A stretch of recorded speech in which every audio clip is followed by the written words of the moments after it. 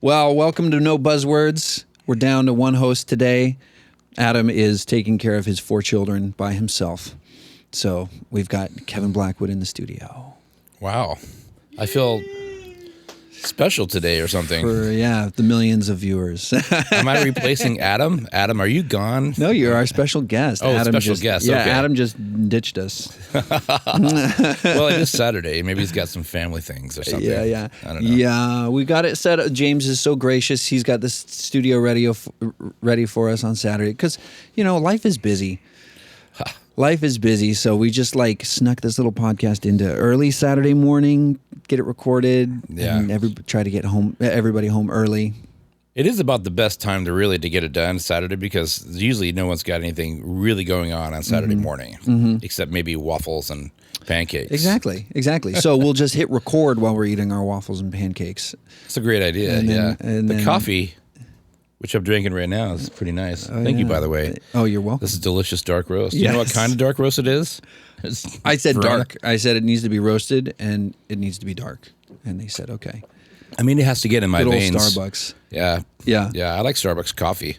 Their drip coffee is delicious. It's not a plug for Starbucks, by the way, because they don't need a plug. I struggle with Starbucks drip. I only get drip, in my personal opinion, is that if a cafe stand, espresso stand, coffee shop doesn't have drip, then they are not a coffee shop.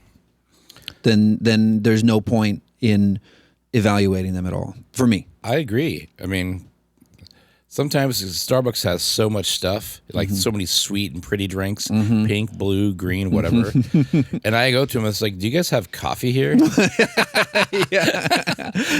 Then I go and ask for drip dark roast, and they're like, oh, we don't have any on tap right now. Yeah. We could do a pour over. But when you do get it, it's like freaking jet fuel.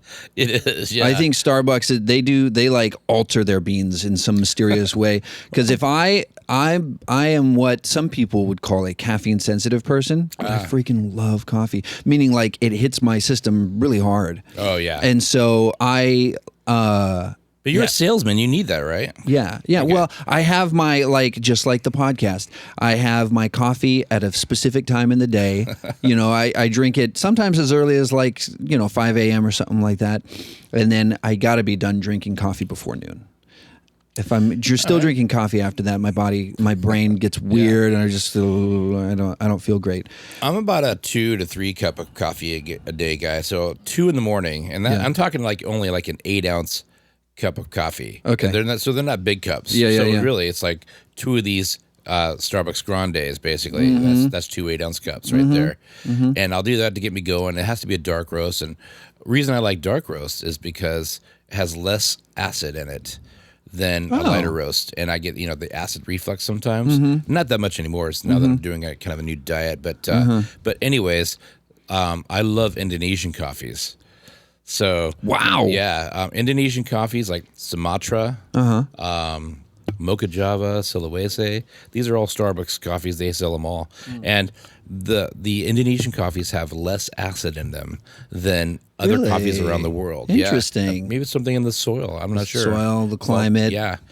But Latin American coffees have the most acid in them. So I try. I mean, I love Latin American coffees. They're delicious. Yeah.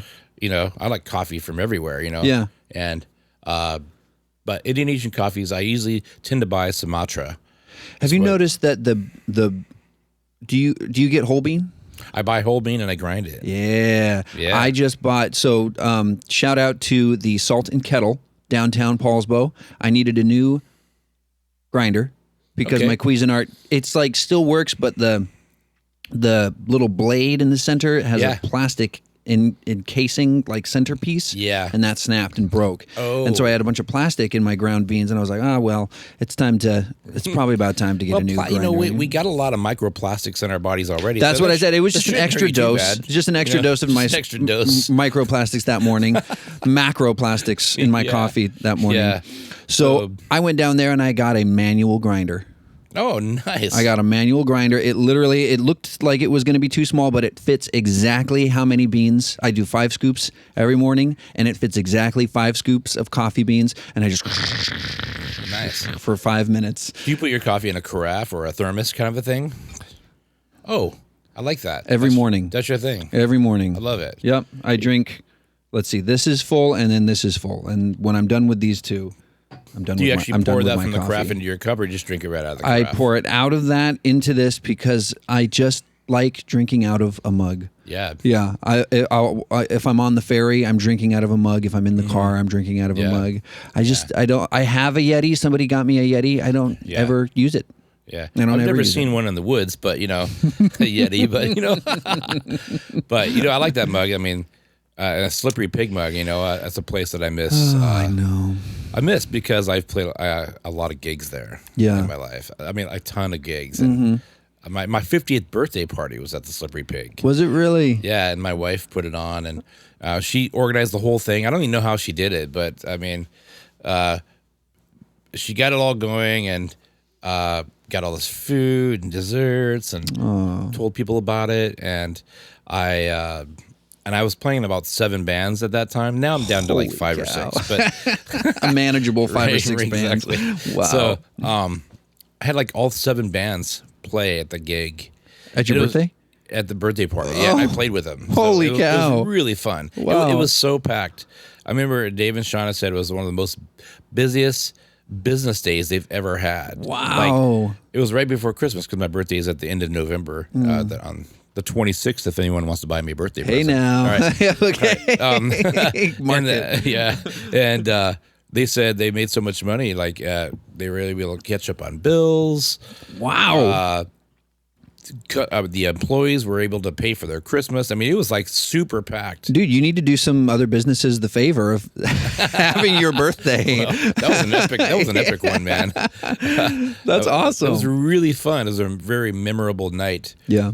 My older brother was there, and he was like trying to. He was buying me shots of whiskey. Oh, boy. And I like a good whiskey, but I'm just a whiskey sipper. Yeah. And I don't like to get. My old days of like getting drunk and those kind of things are way over.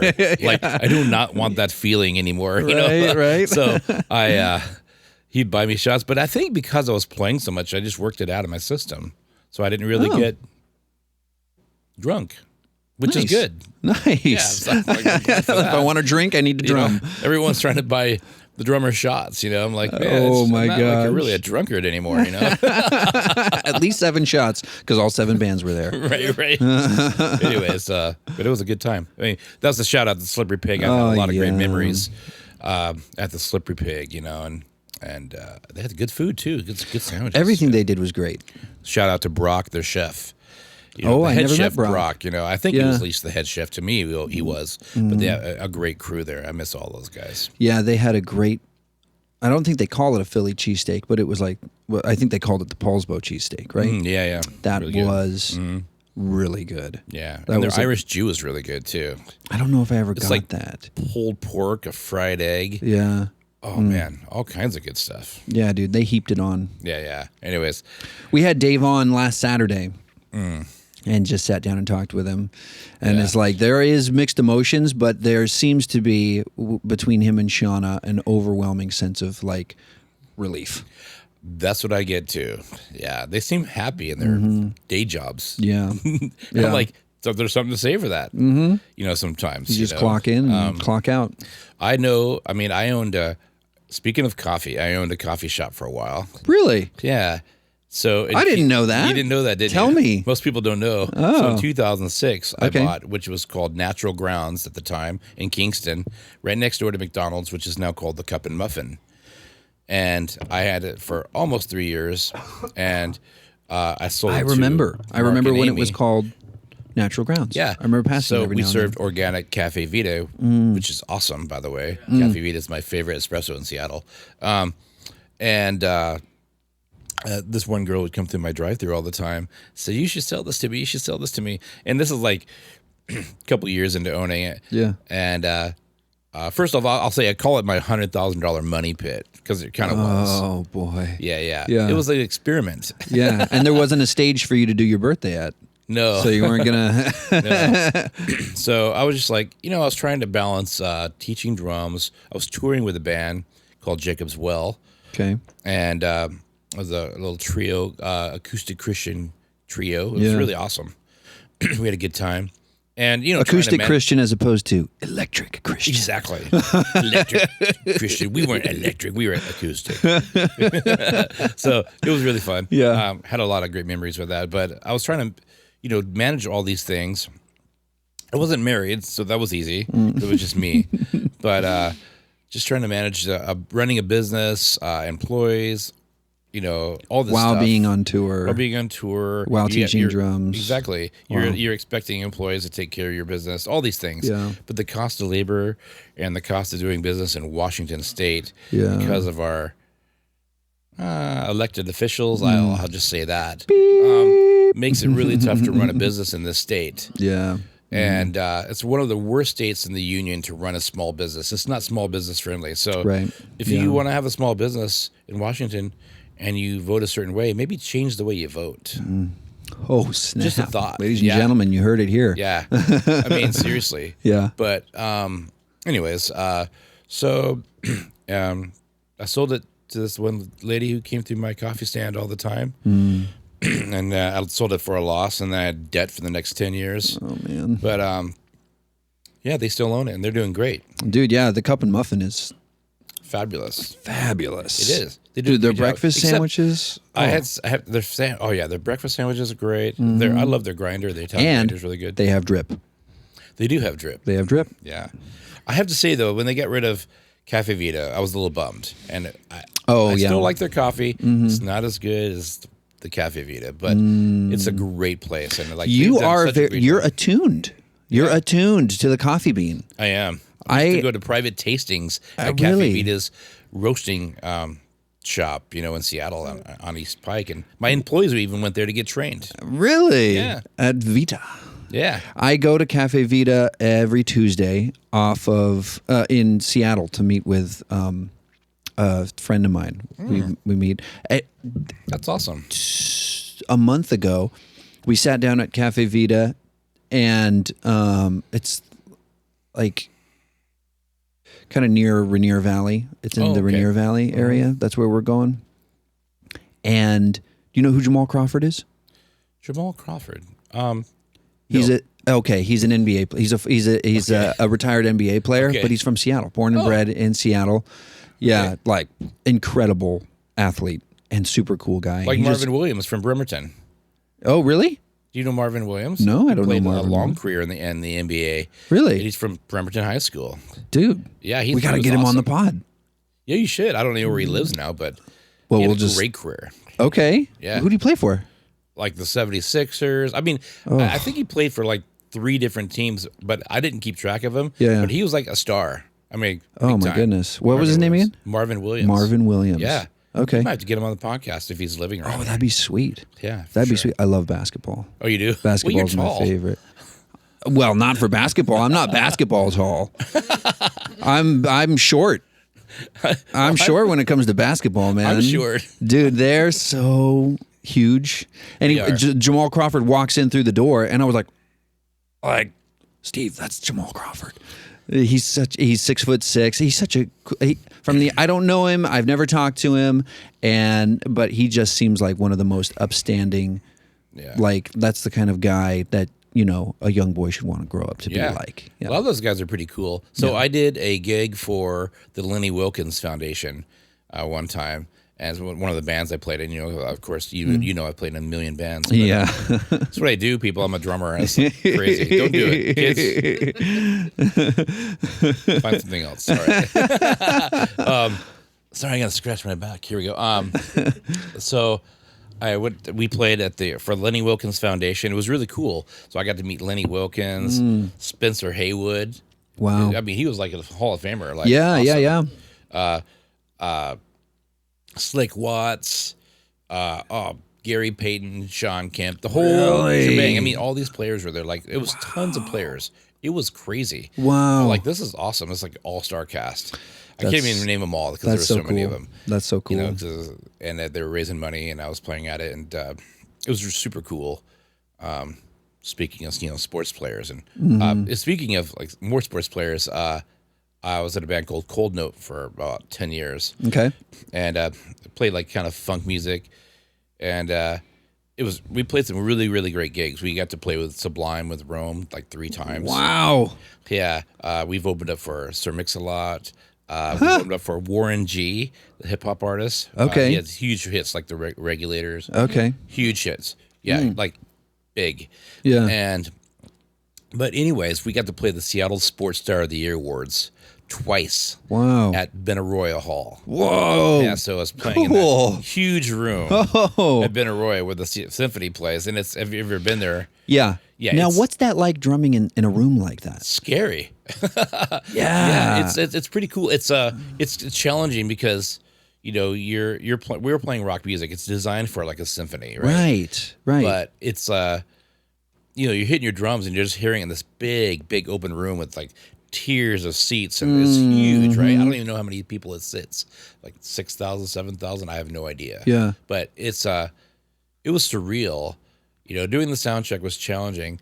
I had to have enough, music in my monitor to keep me kind of in check because I could hear echoes, right? Like flutter kind of thing. See, I started reading a book by David Byrne called "How Music Works." Oh, and the Talking Heads, David Byrne. Yes. Okay. Yeah, and he's got I think I'm in the second chapter. I don't know. I'm not reading it very quickly, but he's talking about the part that I'm in the book. He's talking about how different styles of music were born in different kinds of rooms, different kinds of spaces. Oh, interesting. Talking about how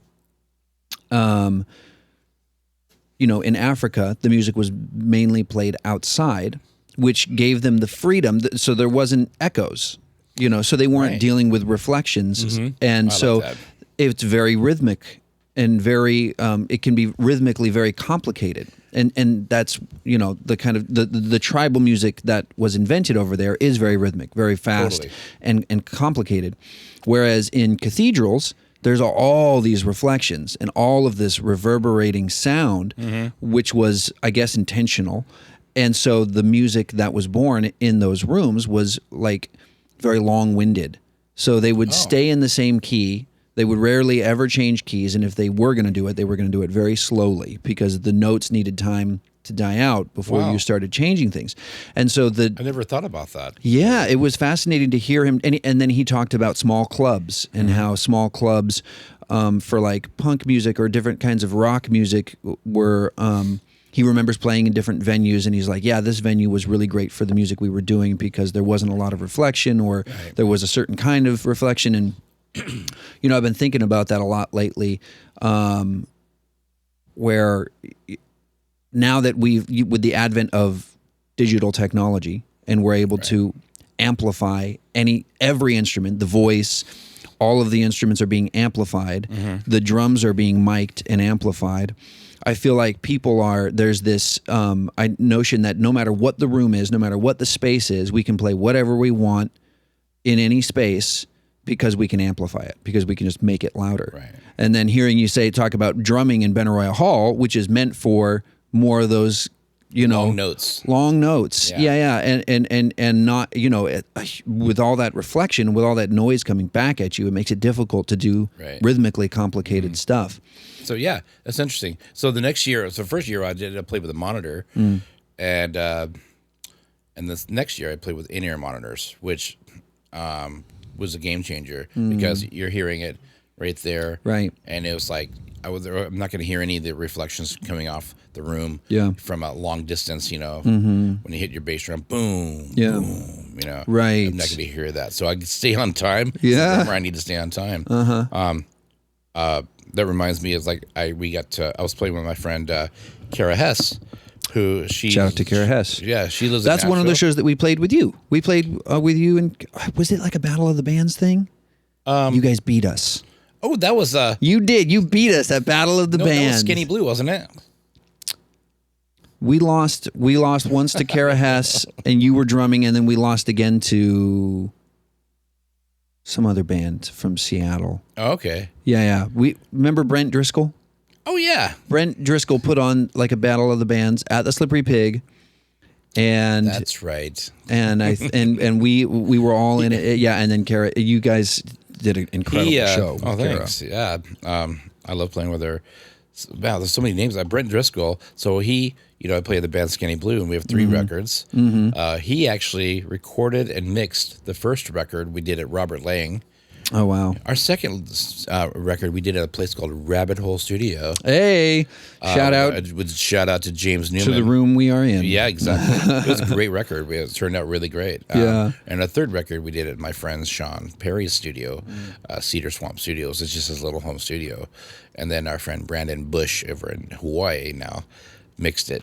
And he did a great job. But all 3 albums are unique in their own way. And they're all greatly recorded, like really good. I mean, if you want to record a good album, like for a halfway decent price for a professional sound, this place right here is killer. Yeah. You're going to get a great product. James knows what he's doing. James really does. Yeah. Seriously, bands. I mean, seriously, I'm not kidding.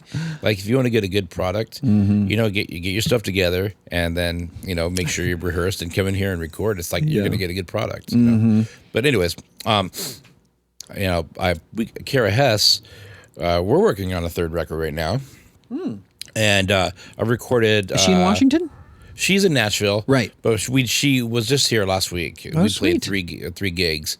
Well, one of them she played solo, but I played 2 gigs with her, and we played a private show at the Sons of Norway for Tara Scouten and her real estate business, and she put on a nice, really, really nice Valentine's party. Sweet. Thank you, Tara. It was really awesome. We had such a great time. It was sold out. She just put on a wonderful party, and then we played at the Rainy Days Brewery in Poulsbo. Oh, sweet. Yeah, I still haven't been in there. Oh, yeah. Well, first off, if you like good beer, Rainy Days is really good beer, too. Yeah, I like don't their drink Goat much Boater beer much anymore, but I do. The Goat Boater is really good. Yeah. But it makes me go pee, like really fast. Beer in general or the Goat Boater? No, just beer in general. Like, I used to be able to drink more beers, but now I drink 1 pint of beer, and I'm like, I got to pee instantly. So I never drink a beer before a gig, ever. It just doesn't work. Oh, my gosh. Never do it. Oh, my. Yeah, well, see, I'm the singer, so drinking before, it just doesn't. Burps, maybe? I don't know. I think people do it. Yeah. Plenty of people can have a drink before they sing and perform, but it just did not feel right for me for some reason. It's not that I didn't want to. Yeah. But I was just kind of like, it just doesn't. But, I'm not like a great singer. Like, I have to work hard to like appear to be a decent singer. So drinking beforehand, not going to help. So speaking of more music, like with Kara, we're working on this new record, and it's been like a year and a half, 2 years probably. I don't even know now. A 2-year project. The first half of it we did at Soundhouse Studios with Jack Endino. And he's really known for Sub Pop, Soundgarden, Nirvana.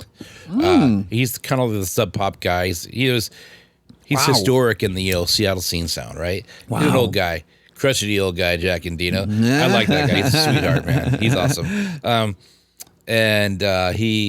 Anyways, we did half the album there, and then the other half we did at what's it called? Litho Studio. With our friend Floyd Ritzma. He's a great engineer. And Litho's owned by like Stone Gossard from Pearl Jam. Oh, wow. Okay. Yeah, but it's a great studio. It's like, a fabulous studio for sounds and good room. And Floyd's a really great engineer. I mean, like Floyd Ritzma, he's really great over there in Seattle. And then I did part of the album with my friend Sean Perry at Cedar Swamp Studios, where I just do some tambourine, and we did some preliminary tracks. So are all the drums done for the? Actually, no, they're not. Still working on them. I'm still. Well, we recorded one of the tracks where we're redoing some things, and I might retrack the drums. I'm not sure yet. Sure. They were going for some loops and stuff, but I'm like, that doesn't sound that good. Yeah. And who wants loops when you can play something real? I'm a purist when it comes to music. So yeah, I mean, I'm totally with you there, but I feel like more and more popular music is. Oh yeah, more and more for sure. Yeah, I mean, anyways, well, I was on tour with Kara back into 2015. Yeah, we went all the way to Wichita, Kansas, and we played the Hartman Arena, and we opened up for the Steve Miller Band. It was really a super cool gig, and I'm a big Steve Miller junkie. And he's from Seattle. He's not from Seattle. Oh, but he's in Seattle, right? No, he's not actually. Who am People I get that confusing wrong. him with? So he is a big boater. So he's boated. He has a boat, and I'm not sure if he still does, but he's boated around the San Juans and Puget Sound. He loves the area. He's, I think, originally from Dallas, Texas. Okay. And then he grew up somewhere else in the Midwest. But he, I think, had a place up here at one point. Okay. I know he was into boats, so boated around the San Juans and all that. But we played this arena. And that was really weird because the arena is different than Benaroya Hall because Benaroya Hall had those baffling on the walls, which is wood baffling, which is really cool for sound, to help dampen it and direct it. Exactly. But this arena was like they had arena football in there and all this stuff, and it's just like big and boomy. Yeah. So I hit my bass drum, boom, you just hear this, coming through. Yeah. You're like, oh my gosh, this is crazy. Man. But so that was interesting to play there too. I had to have really good monitors, and I didn't have in-ears there, so I had to have my monitor pumped up pretty good so we wouldn't get off track. Yeah. Opening up for him, it was a really fun time. But trying to play music without it sounding like mud.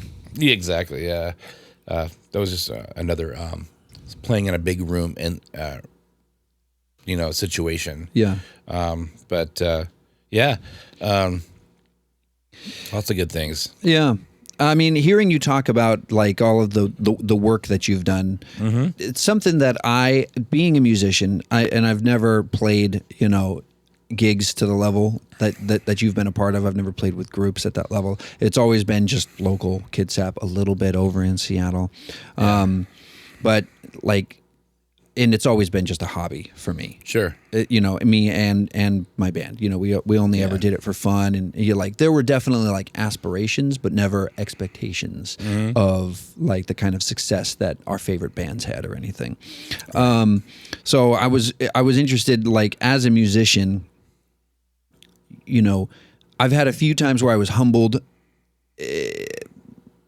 because of what the perceived value of a working musician is, which is not very. I don't think that people really, like the common person, really values the musician. I think we value the entertainment, but we don't value it in the same way that we necessarily value construction work. No. Or an architect or any other profession. Yeah.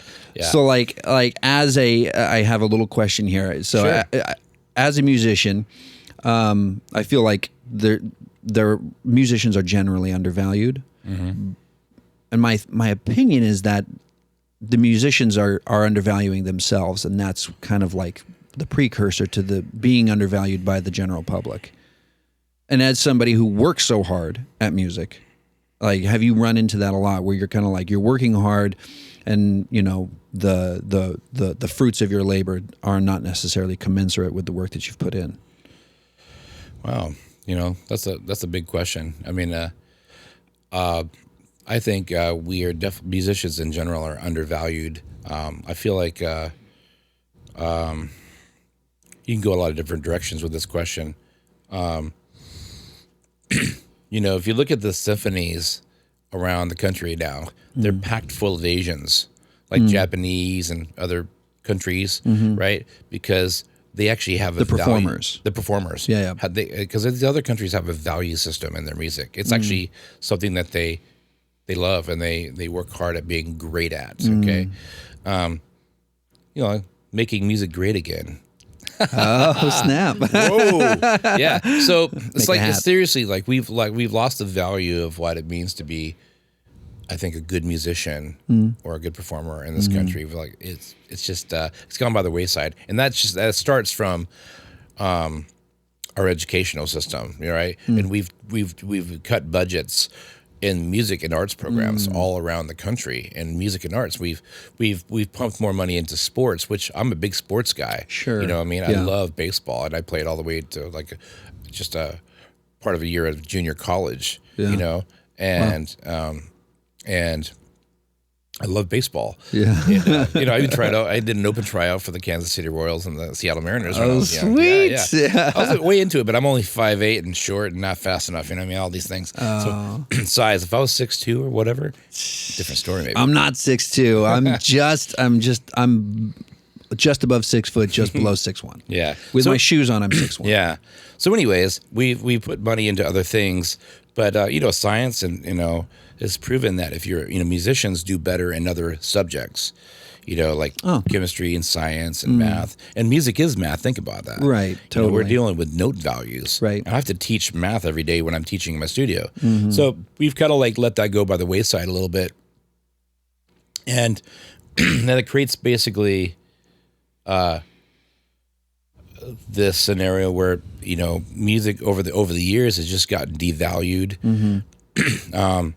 Kids don't know what it's like to excel at their craft. I've worked thousands of hours at my craft, and I'm still not done. I'm still working on my craft. Matter of fact, I ran into a guy, Mark Ivester, who's the drum professor at Olympic College, and he's the jazz guru, and I kind of want to study with the guy. Oh, sweet. So I'm always wanting to better myself. Yeah. And I think, musicians, for different reasons, have forgotten how to better themselves and get better at what they do, and to really excel at it, to be a professional. And you could be a hobbyist and still be a professional. Play at a professional level. You could play at a professional level and not make it your job. I tell students that all the time that I'm teaching. It's hard to make a living as a drummer. It's a hustle. You need students, you need gigs.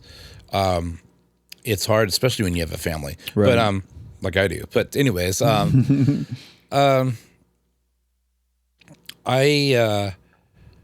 over the years I was teaching. I've been teaching for over 20 years. Yeah.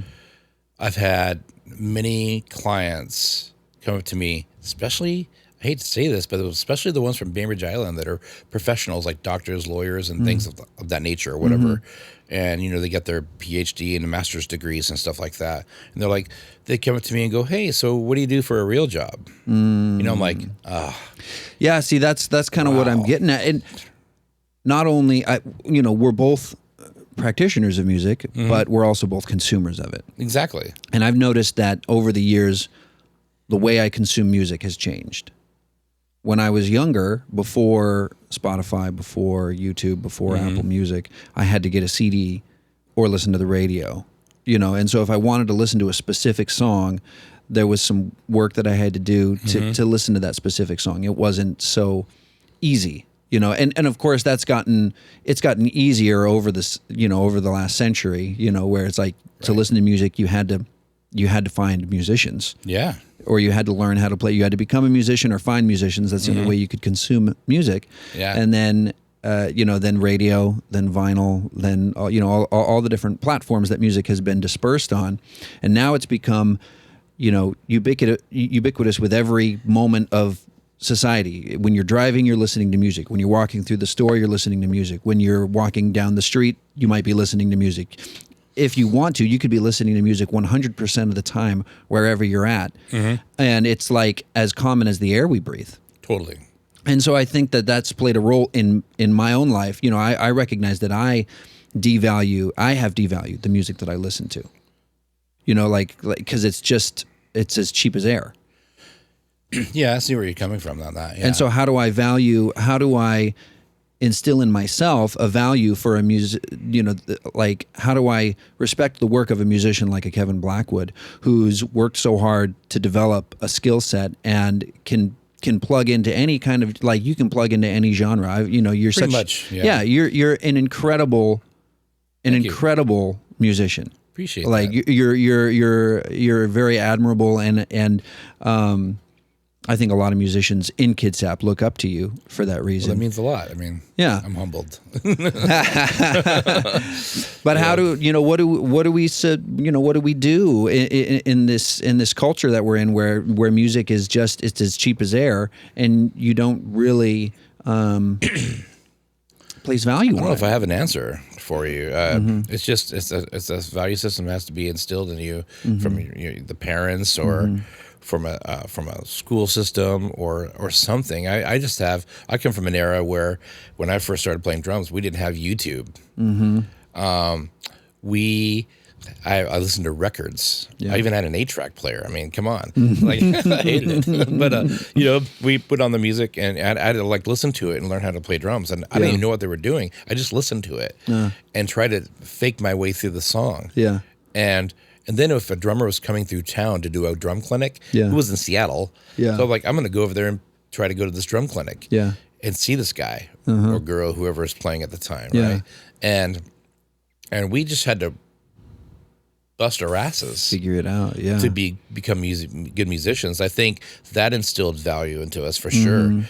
These days, it is music it's just everywhere, right? YouTube, kids can just go to YouTube and find a million drum videos, billions. I mean, geez, it's everywhere. Not that it's too oversaturated, because there's a lot of cats that do the same stuff over and over and over. They're just different ways of doing it and like that. And I think it's cool because personality, certain students relate to as personalities, certain personalities. But I think there's value in the YouTube for sure. And it's something I'm even thinking about. I'm thinking about doing some drum videos. Oh, sweet. Yeah. And I'm like a series, like a pack, Yeah. that I could do for work, right? Yeah. And just for pure pleasure that I want to do this, that I think is valuable for drummers of all ages to learn to become a better working drummer. Right. I mean, I just haven't started that. I've been talking about it for like a decade. Sweet. Well, you got to do it. Yeah, I got to do it, right? Yeah.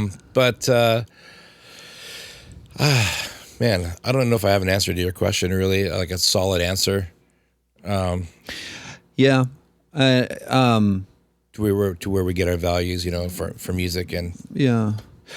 Well, and I also kind of have started to rethink, because there's, you and I have our feet in two different arenas. We have, Right. like you've played in a lot of churches. You played drums for a lot of churches, Yeah. and we've both played for churches and for our bands outside of church. So we'll Exactly. play at the Pig, Yeah. and we'll play for, it's music for music's sake. yeah, quite different dynamics, right? Yeah. And I have a few thoughts on some of the key differences in those things, and what and I'm interested in what how you differentiate between those two. The differences in those, Yeah. and the value of each. Wow. I mean, it's hard sometimes. I mean, like I have a faith in God, and I like to serve God, and some folks may not know that, right? Well, I guess my question is more honed on like the actual function of music between the two of them. Oh. Like, what is the music? What is the purpose of music in those two scenarios that you find yourself constantly playing? Well, obviously the purpose of music, and when you're in church and serving God and worshiping God, is you want to glorify Him. It's like you're doing this to honor this God that you love. You know what I mean? And so it's biblical. It talks about tambourines and cymbals clashing and dancing in the streets. And worshiping God. And the Bible talks about playing skillfully before the Lord. And so that's one thing I take seriously. And as a drummer, like God's given me this gift, and so I don't want to take it lightly. I believe God's given me this gift. Some people may not. They might think I'm with it's you. just, I believe you. Yeah. And so if I've got this gift, I don't want to leave it unpracticed, because it could be stripped away from you. And I don't want that to happen. I want to practice, put my best foot forward. Yeah. And I want to do, when I'm worshiping God, I try to do that. Yeah. The situations at church are always not perfect. It's a service of volunteers. Right. Right. And so you're trying to get together and make these songs happen. I don't always particularly like the style of music that we play in a church. To me, it's like we're not giving our best foot forward sometimes to God. Yeah. Like, okay, if God's created music, which I believe, I think we should be giving Him something better than what we're giving Him, instead of like the cookie cutter stuff that's pushed out of Nashville. You'd like to see the standard raised. I'd like to see the standard raised. Should it be? I think. Yeah. You know what I mean? Yeah. Like it should be. Why can't we play something in a different time signature? Why can't we play something with more notes or better harmonies? Why can't we play something with a deeper lyrical content. So when we talk about a song like, this is not a cut on musicians that are putting out these songs, okay? I mean, I play in a band with Kelly Carpenter, who wrote the song "Draw Me Close to You," and I love that song. Okay. I'm in 3 bands with him, actually. Hey, now. You know? I'm not familiar. Do you know the song? Draw me close to you, never let me go. Oh, yeah, okay. Huge hit, right? Yeah. Yeah. I mean, a couple bands with him. Now, dang. He's in a different walk in his life these days, you know? Sure. But he wrote a song that was super impactful to me. So lyric content is super important. I think the lyrics for songs that are worshiping God have just kind of gone down the tube. Like, you know, you could talk about, you know, our production has gone up. Production's gone up. Lyrical content's like they just cherry picking a bunch of content from the Bible and then putting it into a song. And these words are like, this verse is from this scripture, this chorus is from this scripture, this whatever, and they're just cherry picking certain things that kind of feels like they're all playing from the same songbook. Yeah. With very you little think variety. About old hymns, they're rich and deep in their lyrics, right? Super deep and rich. And so if we're going to sing a song like "You're a Good Father," you know, why are you a good father? You know, why are you a good God? Can we put some lyrical content in there that says why you're a good father, so that the people singing it are learning even exactly. You know, so when I was learning a bit about anyways, I think we can up our game in church. We at our church don't get together and practice enough. I think I feel like it's thrown together sometimes at the last minute on Sunday morning. You know what I mean? And that happens a lot. And that's not I'm not trying to cut on anybody here. That's just the way it happens sometimes. You know, because people get busy. No, that's our experience. Yeah. I mean, it's people get busy, and I understand. So churches got to get lucky. They got to get lucky in the sense that they, you know, if they have a musician in their congregation that's as talented as you and wants to put in that kind of work for free, like that's like winning the lottery.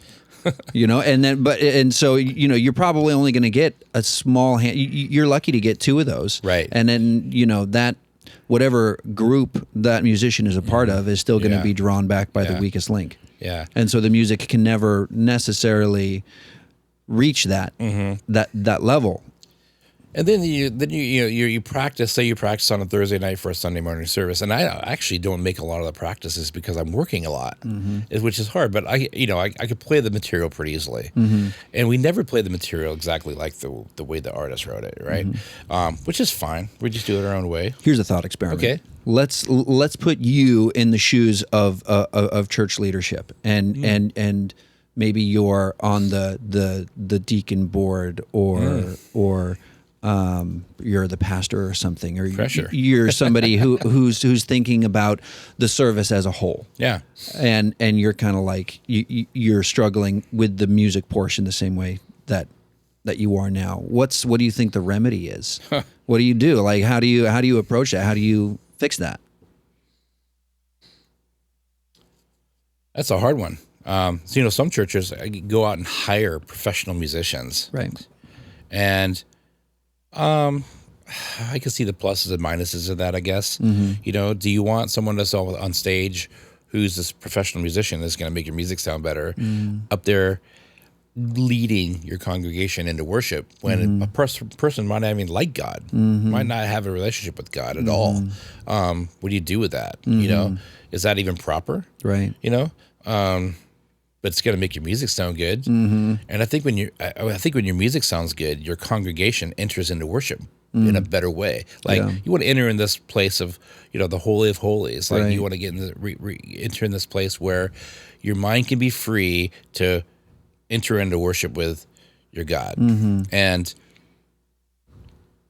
I think if you don't play your music really well, that can be distracting, right? So having good musicians on stage is really important. You know, everyone should be trying to practice their best to play skillfully, right? And before they get up on stage. I think, you know, maybe I don't have the remedy. I don't think. I think, you know, as each individual musician has to get up and take this initiative upon themselves and just get better at their craft. And then when you're better at your craft, I think you could be on stage at a church and enter into a place of worship a lot easier because you're not having to think about how to play your chords, on the guitar. Because you're well rehearsed. Yeah, I think it just comes down to practice. Yeah. I think even the bands, we could practice better or more as a band. That just takes more time, though. How much time do people have these days? Right, it's exactly. A busy society. It's like, man, you can go so many directions with this, So I would just say, if I was a deacon or someone in charge, I'm like, hey guys, if you're going to be playing on this team, I need you guys to practice. Right. Yeah, or I gotta find someone else. I don't know. I mean, I want it to sound good. Yeah. I want it to sound. If we're gonna do harmonies, let's get the 3 vocalists together and practice these harmonies. Let's have vocal practice. Right. And just practice these harmonies. Yeah. Because when the harmony is right, it's gonna sound awesome. And that person that's listening to it is gonna be able to close their eyes and not worry about going, oh my gosh, who's hitting that sour note? You know what I mean? Because when that happens, you open your eyes and you're looking at the person who's singing the sour note. And you're not thinking about what's being sung. Exactly. You're not thinking about worshiping at all at that point. You're just like, it's crazy. Yeah. I mean, and that practice, you're talking about value, it's just people practice their instruments, put some time into it. Put some blood, sweat, and tears into it. It's like, do it. I mean, you may not feel like you're getting anywhere, but if you just practice 10 to 15 minutes a day at your craft, you're gonna get better. We all have 10 or 15 minutes a day. If we get off the internet, if we get off our phones, right? Yeah, right. Look at these. Look at this. Phones, right? Yeah. There's my kid. Hey, what's his name again? Ethan. Ethan. Yeah, he'll be 2 in May. End of May. He looks like a cool guy. Anyways, we all have busy lives, and I'm guilty of this too. I'm a procrastinator, so I have to force myself to practice. Right. And at home, I don't have drum setup right now. So where I used to live, I had drum setup, but I could practice mentally. I could air drum. It's the same. It works just the same for me. I'm always moving my hands. Yeah. Hey. Things like that, right? Yeah. It's like I'm always thinking about music and always thinking about how to play a song better. Like I'm even counting measures, knowing how to read music is really beneficial. Not that you have to, but it's beneficial to know where you're at in the song. If you have a chart and you have... Yeah, it's a plus, not a minus. It's a plus. Yeah. It's a plus period, right? Knowing where I'm at in the song, so I can mentally practice all these things. I'm always thinking about the song, and what could I do to make it better? How could I play this part right for a smooth transition? Yeah. When you do all these things, everything's going to be better. It doesn't matter if you're at church or on a coffee shop or on a bar. You know what I mean? It doesn't matter. It's going to be better. It's just putting time into it. I think as a society, we don't put time into things. Yeah. We've just let things go by the wayside. We want things so easy now because things are at our fingertips now, right? Everything is. We don't even need, if you're recording an album, guitar player, you could just use a drummer that's on a computer now. Right. I mean, you don't even need a real drummer. I mean, you can make this great album. Yep. AI can You'll help save some money. You'll save some time. Yeah. You'll get it. Yeah. Yeah. But anyways, I don't even know if I've answered your question, but yeah. I think it's just interesting to think about. It is. Yeah. I always want the music I play to be good. And there's always something that I'm playing where there's lack. And I'm like, how do you talk to this person and say, hey, can you play less notes or play more notes or play the right notes? You know what I mean? Can you play the right notes? And how do you say that to a person at church? It's a volunteer service. How do you go, hey, that note's really bad. And you're hitting it every time. Yeah. I mean, I think we need to work on just being honest. You know what I mean? Common sense. I'm like, hey, this is not a cut on you, but this note's really bad. And it needs to be fixed. Right. What's wrong with that? Right. Nothing. Right. I don't think. Yeah. No, absolutely. I've been called out many times, I don't like it. Yeah. James gave me my first bass lesson got me started on music, and then he was also the band leader at church when I really got into playing with a group and everything. And so James has always been a helpful, loving, critical voice in all of my musical endeavors. And but I've been lucky because he's gracious and kind, in addition to being honest and honest in his criticism. Yeah, I think you got to be gracious. You got to have grace, right? Being kind, and you don't have to be mean. You don't have to be like the movie Whiplash. Love that movie. Right? I love it too, by the way. It's killer. Yeah, it's a great movie. It's hard to watch. It is. But it's so real. It's like, that's a perfect movie where I feel like this teacher knows as a society we've settled for mediocrity in music. And he's like, I want to see greatness again. You know what I mean? I want to see greatness. And we've lost that as a country. As a society, we've lost that, and we need to get back to let's be great at something again. Like the Industrial Revolution, we were great. As a country, we're building things. We took pride in things in our country, and I think we need to get back to that again. And in music, especially, geez, let's get back to it. And I think, a lot of people I play with are in tune with that. You know what I mean? They're like, we want music to be great.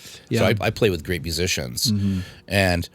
And some of the musicians I play with are subpar, or they're mediocre or average, or whatever. But I mean, I have good relationships with all the musicians I play with. I mean, they're all great. I have a theory, and I think that it's the commercialism, and I feel like music has gone the same direction as food in our country. Where I feel like, back in the '60s. The Beatles were the best thing. They were pop. They were pop music. They were popular. But you know what was also probably a lot better at that time was McDonald's. Oh, yeah. McDonald's was like, using better ingredients. Yep. It was ubiquitous with the culture, but it was also probably a decent meal. Oh, yeah. Whereas now the music that is incredibly popular is kind of like, it's been sterilized like our food. Yes. Our food totally has been sterilized. I'm a fan of RFK, just so you know. He's a fascinating to get character. us healthy again. Yeah. I'm totally on board because he's not wrong. I actually did a gig in Atlanta for years ago, about how many years ago? Almost 10 years ago. Yeah. And I had lunch with him. You had lunch with Robert F. Kennedy Jr.? He ate with us, and he spoke at the event that I was playing at. Whoa. So I was around him. I got a nice picture of him on my phone somewhere, but sweet with him. But he's a really great guy, and he cares about really good ingredients in food, right? That's a totally great analogy between food and music, what you just did there. Yeah. Well, and we consume them both like that as well. We undervalue our food and we undervalue our music, and they're so convenient and easily accessible. We have to get the FDA out of all of that. right. Out of music. Out of music. Is the FDA in music? Maybe that's the problem. Yeah. So. But how do you that takes maybe they've got the MAGA, Maha, and now what's the music version? Mama. Mga.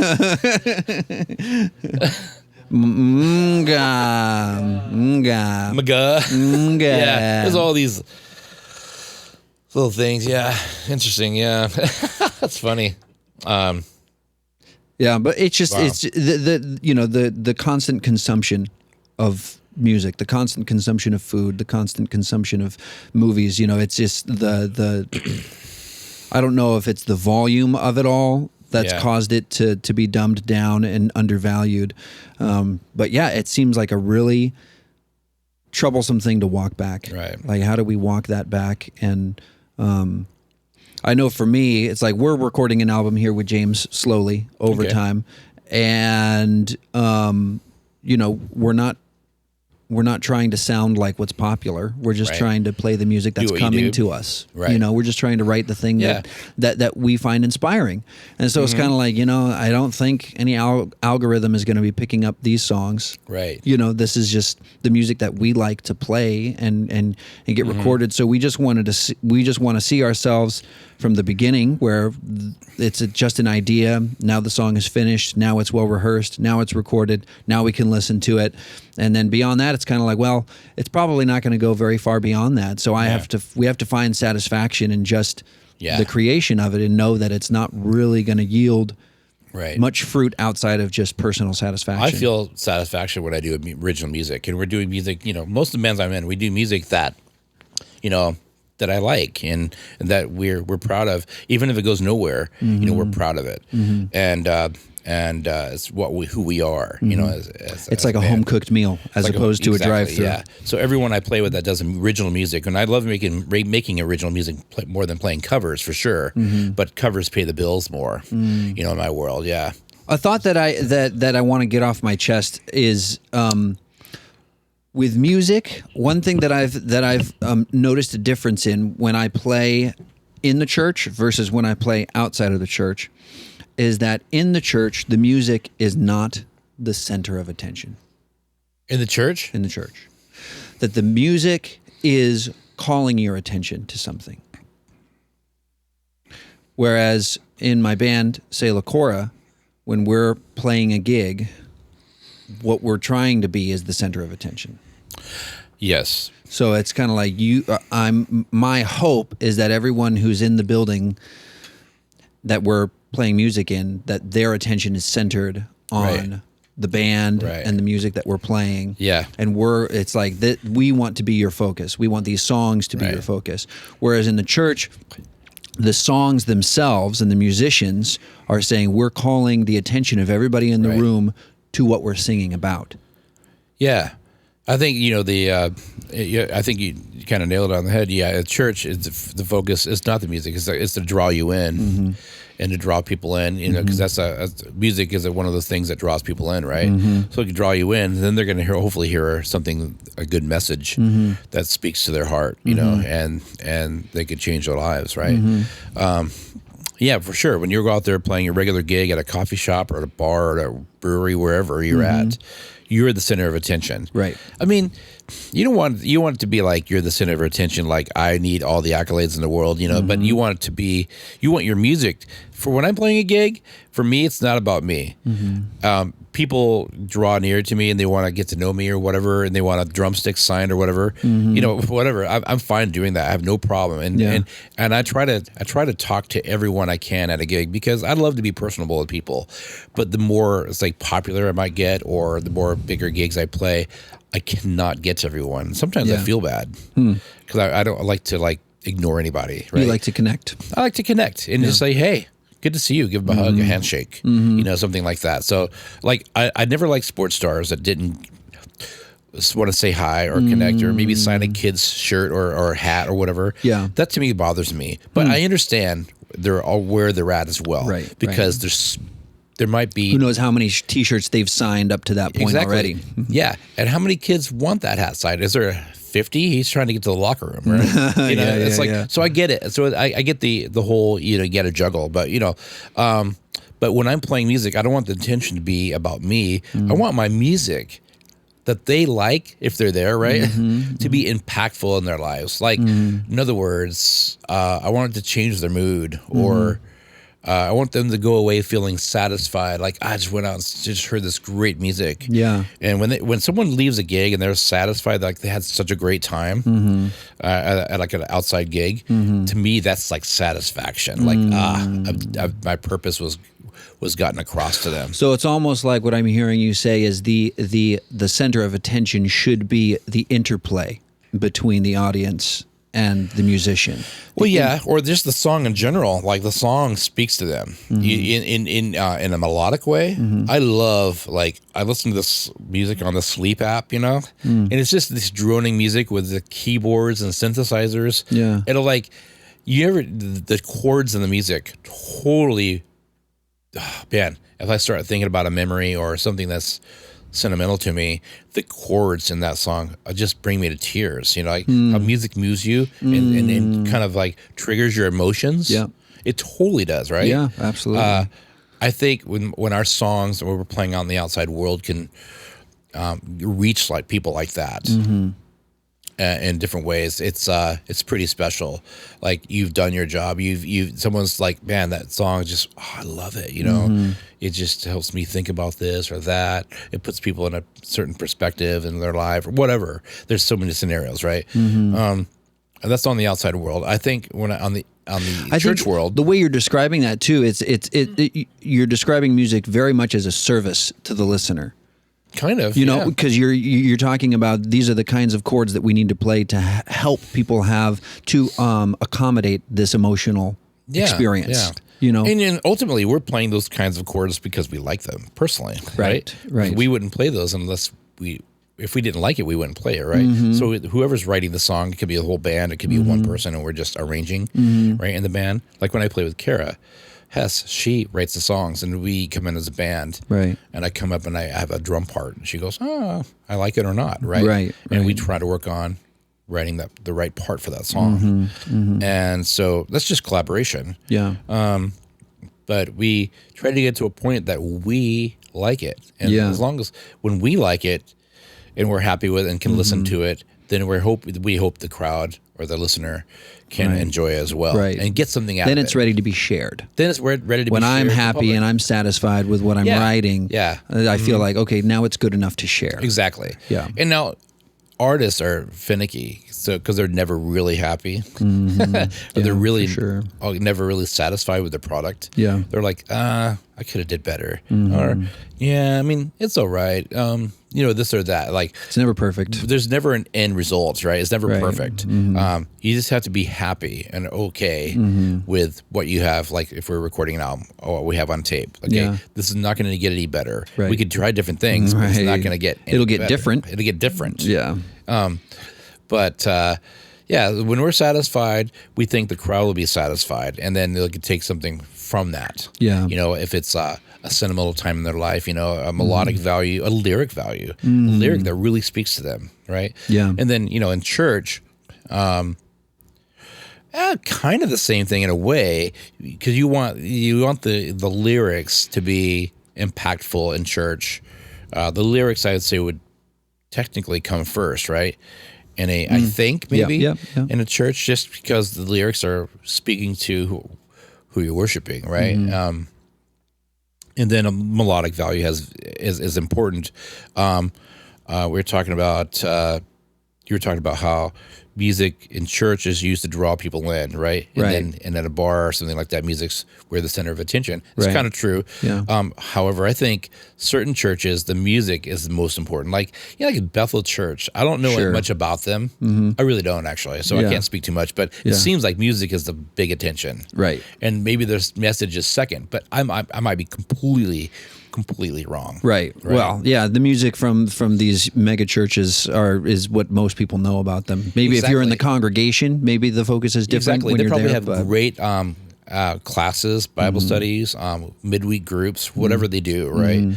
And their message is but their probably, main export. music. Yeah, that's like, to me, I don't know what they do, right? So but I do know they do music, Right. Because it's super huge, right? What they do, and doesn't mean I'm always a fan of it, because Same. Yeah. I feel like a lot of the music that's pushed out in church, we talked about this earlier, but it's just kind of like cookie cutter stamped. Let's just get as much product out there as we can Yep. to make a lot of money. Yeah. And it's a big money business, okay? Oh, it's, yeah, it's for sure. huge. It's huge. Christian music. Yeah. Yeah. It's big market, right? So, and there's nothing wrong for getting paid for what you do. Right. It's not, I have no problem with that. Right. But let's just give better content. Yeah. Let's just make music better. Yeah. Again. Let's make music great again. Seriously. I mean, it just needs to be better. Yeah. And, you know, that in a nutshell. Yeah. Yeah. Yeah. Especially for churches. I mean, Oh my gosh. and we just, I think you're in a position to inspire young musicians to do that, to start hope. thinking about what they do, you know, but it's a twofold thing, where we need to convince the people who consume the music primarily that this is not just something that gets thrown together. This is not something that just happens by accident. Right. We don't just, musicians don't roll out of bed and perform well. No. Musicians, have sleepless nights trying to perform well. Totally. And so there's work. To refine your ability to play music and function as a musician it's the same as refining any other skill set. Yeah. It's the same as becoming a construction worker. It's the same as, learning any trade. Yeah, exactly. And it's so no different. It's not. Yeah. It's not something that just happens automatically. Right. Even though, just like with fast food, just like with all the streaming services, it seems like it's as cheap as the air we're breathing. Right. But there's a lot that goes into it. So I'm finding like in some of the students, I've taught for over 20 years, and I used to teach like 40 kids a week, and now I'm down to like, 10 or something like that, or 12, and then doing some side gigs, right? But I'm finding over the last few years that kids, I'll ask them, so what are you listening to? Oh, I really don't listen to much music. I'm like, why are you playing drums? Why are you want to be a musician if you don't listen to any music? So I don't know about you, Michael. Did you listen to a lot of music? I do. Yeah. So I mean, I think to be a musician, honestly, I listen to more podcasts now okay, than I do music. Yeah. I do listen to music, but you're a music listener, so like, yeah. I mean, like, I don't think you could be a musician if you don't listen to music. Agreed. How do you do that? Agreed. Yeah. You know what I mean? Yeah. And so I have these students who don't listen to music, or if they do listen to something, hey, what's one of your favorite drummers? So like, they don't even know any drummers. They listen to EDM, electronic dance music, right? Like, okay, that's not even, there's no drummers involved. Right. You know what I mean? Yeah, there's It's all a beat, electronic. but not a drummer. So I'm like, okay. And the kids want to do all this like music. I want to be able to play this, but they don't want to take the time. And they have the patience to actually practice what we need to do coordination wise, Right, to make this happen. right, because the consumption is so easy. They assume the production is so easy as well. Exactly. Yeah, exactly. They don't realize it. But I mean, I have a good group of students right now. I'm getting a lot more adult students. I have like 4 adult students right now. Sweet. And it's really fun. And the kids I'm teaching right now, they seem kind of hungry, which is nice. It's actually been pleasant. Yeah. Recently to teach. I'm like, I'm enjoying this again because I'm actually trying to work myself out of teaching. I don't know if my students totally know that, but we can edit that out. No, that's okay. I don't care. No, I'm actually, now that I'm married and got a, almost 2-year-old, I just need a better income, so I'm actually really looking for a day job, right? And something that's not going to hinder me from playing music, because my wife knows I'd go crazy. That's a fine balance. If I didn't play music, right? Yeah, I'd go crazy. Yeah. Wouldn't you go crazy if you didn't play music to some degree? I wouldn't go crazy, you know what I mean? But you know what? I'd be frustrated. Funny enough, I have discovered, since starting this podcast with Adam and James, I've found that this has been a pretty satisfying outlet for me. Oh, perfect. Yeah, because it's like I have the full-time job now where it's kind of like, man, I'm running out of time for music. Right. I'm running out of time for music. You're busy. Yeah. And having a creative outlet like this, where we've kind of like shoved this podcast into a Saturday morning where it kind of works for everybody's schedule. We get it, we wrap it up quickly enough so that everybody can still have a bit of a morning and get back to their lives. But by the end of this, I'm kind of like, okay, something was made. I was creative today.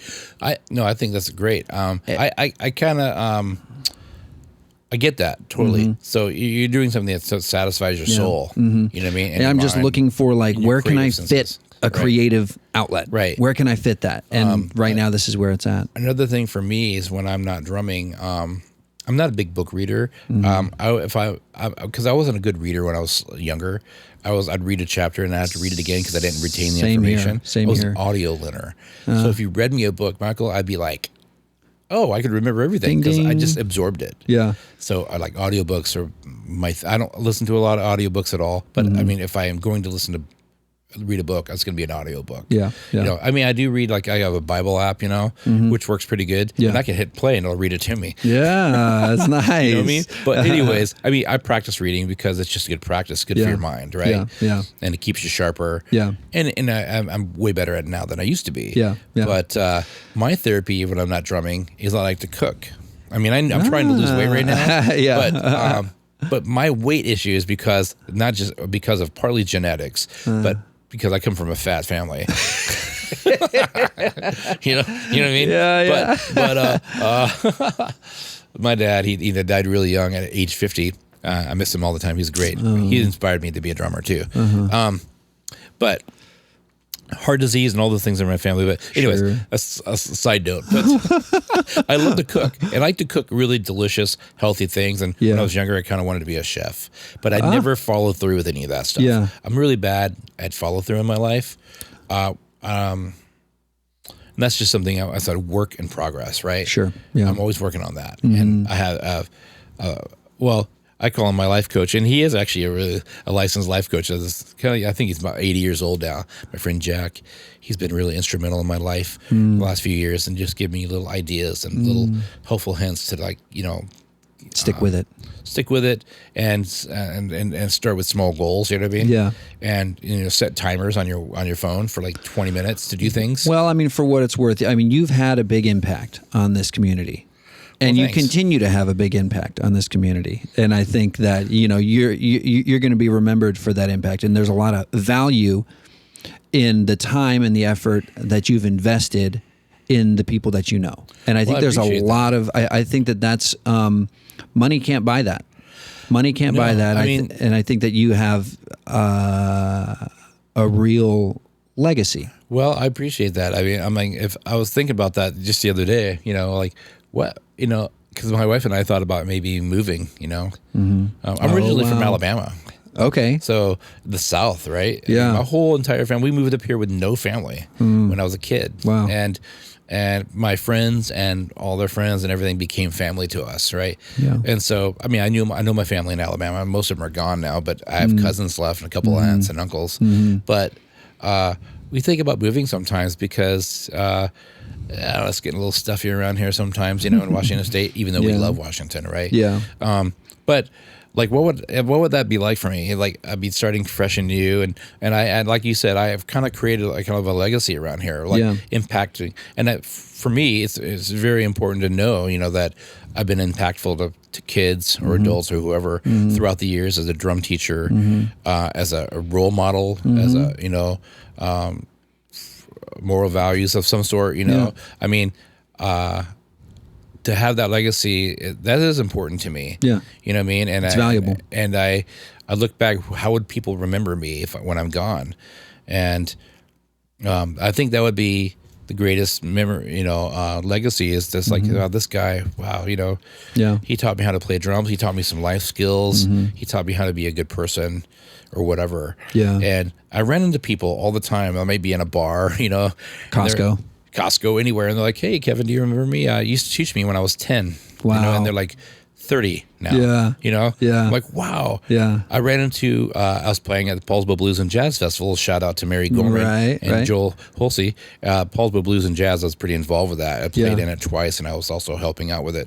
But I ran into this guy. I didn't know who he was. And he goes, hey, I'm Alex Halverson's dad. I'm like, oh, hey, how's it going? I taught him years ago. And he just came up to me and goes, hey, I want you to know that I just want to shake your hand, he said, and you are so impactful to my son. Wow. And I just want to say thank you. Yeah. And I'm like, that meant the world to me. Yeah. It was so special to me. It moved me, literally. It was so special. And that's the kind of legacy I want to have. Yeah. You know, where people go, wow, you impacted my life in a positive way. Yeah. And he said, my son still talks about you. That's awesome. Well, where can people, what do you want people to know as we wrap up? What do they need to be listening to for your most recent content? Where should they be headed to hear more Kevin Blackwood drumming or whatever? You know, you got a record coming out with Kara? Yeah, so I'm working on a brand new record with Kara Hess, and all of her material, yes, is on the digital streaming of Spotify. It's got to be. I play on all of her material. I think there's only one song I'm not on. The new album, I'm going to be on all the songs except I think 2, which she has a kind of a Nashville band where she lives. Sweet. And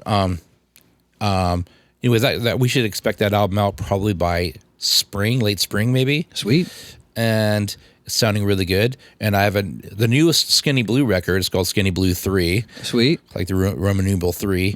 And it came out a year and a half ago. But it's like our latest. Still fresh. Yeah, it's still fresh. Still fresh. And shout out to Tace. What's that? Great guy. Tace. Yeah, with Tace Wallwork and Colin Ray and the band. We're a trio. We've had different concoctions of the band. You know, we've added some musicians and had some guest stars and stuff like that, like Mikey Gentry or Kevin Stiles, different people. Yeah. But we're a trio ultimately. Yeah. We just recorded a music video.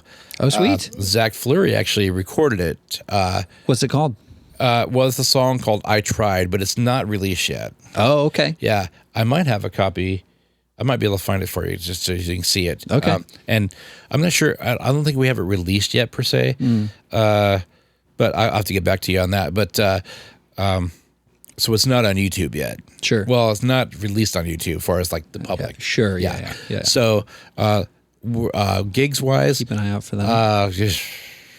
All the time, everywhere. I'm all the time, everywhere. Like tonight I play with the band Hippie and the Squids. Okay. And we're playing at the 19th hole in Bremerton, out by Chico. Okay.